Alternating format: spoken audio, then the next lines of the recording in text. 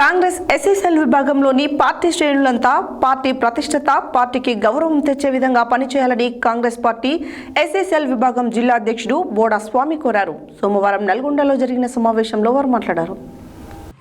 సోమవారం నల్గొండలో జరిగిన సమావేశంలో కాంగ్రెస్ పార్టీ ఎస్సీసెల్ విభాగం జిల్లా అధ్యక్షుడు బోడస్వామి మాట్లాడుతూ, కాంగ్రెస్ పార్టీ ఇచ్చే అన్ని కార్యక్రమాలను విజయవంతం చేయడానికి కాంగ్రెస్ ఎస్సీసెల్ పార్టీ శ్రేణులు కృషి చేయాలని కోరారు. జిల్లాలలో ఎస్సీసెల్ విభాగాన్ని మరింత పటిష్టం చేసి పార్టీకి వెనుదన్నుగా నిలుస్తామని అన్నారు. కాంగ్రెస్ ఎస్సీసెల్ విభాగంలో పార్టీ శ్రేణులంతా పార్టీ పటిష్టత, పార్టీకి గౌరవం తెచ్చే విధంగా పనిచేయాలని కోరారు. కష్టపడి పనిచేస్తే కార్యకర్తలకు తగిన గుర్తింపు లభిస్తుందని అన్నారు. త్వరలోనే జిల్లా వ్యాప్తంగా పూర్తిస్థాయి కమిటీలతో పాటు అన్ని మండల, గ్రామ కమిటీలను పూర్తి చేసుకొని మంత్రులు, ఎంపీ, ఎమ్మెల్యేలు, పార్టీ పెద్దల సమక్షంలో భారీ సమావేశాన్ని ఏర్పాటు చేయడం జరుగుతుందని తెలిపారు. రాష్ట్రంలో కాంగ్రెస్ ప్రభుత్వం అమలు చేస్తున్న సంక్షేమ పథకాలను ప్రజలకు అందే విధంగా కృషి చేయాలని కోరారు. అనంతరం కాంగ్రెస్ పార్టీ ఎస్సీసెల్ జిల్లా కమిటీలను నియమించారు. ఎస్సీసెల్ జిల్లా ఉపాధ్యక్షుడిగా పెరికా హరిప్రసాద్, జిల్లా ప్రధాన కార్యదర్శిగా గాదరి అనిల్, పట్టణ అధ్యక్షుడిగా చిరుమర్తి శ్రీనివాస్, పట్టణ ఉపాధ్యక్షుడిగా కాంపల్లి కృష్ణతో పాటు పలు మండల కమిటీలను నియమించారు. ఈ కార్యక్రమంలో జిల్లా అధికార ప్రతినిధి పెరిక అంజయ్య, బోడ ప్రభాకర్, ఇరిగి ప్రసాద్, గణేష్, కిర్నే స్వామి, అశోక్, మహేందర్, నరేష్, రాజు తదితరులు పాల్గొన్నారు.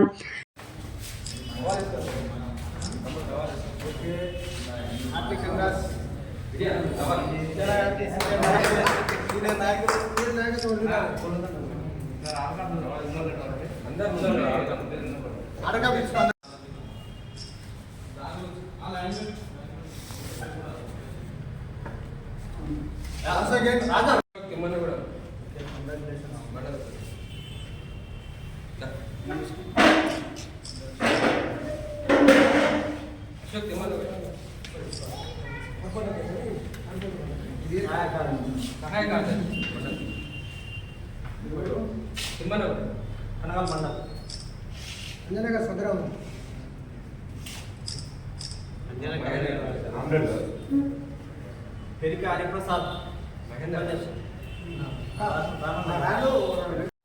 దళితులు దళితులు ఉన్నారు కాబట్టి కాంగ్రెస్ పార్టీ ఈరోజు అధికారంలో రావడం జరిగింది. ప్రతి నాయకునికి విన్నట్టు ఉండి ఆ నాయకునికి జైలు కొట్టి, దండాలు పెట్టి, దండలు వేసి, ఫ్లెక్సీలు కట్టి, వాల్ పేపర్లు అతికించే కాంచి కూడా ప్రతి ఒక్క విషయంలో పార్టీ కార్యక్రమాలు ఏవైతున్నాయో పార్టీ కార్యక్రమాలు ప్రతి ఒక్క విషయంలో కూడా మన మాదిగా మాల దళితులు మొత్తం, ముఖ్యంగా దళితులు మంచి ముఖ్యమైన పాత్ర వహిస్తూ అంటే ఓన్లీ ఒక దళితులే. ఆ దళితులకు వాస్తవాలు కూడా దళితులకు రాజకీయంగా ఎక్కడ కూడా భవిష్యత్తు లేకుండా పోయింది.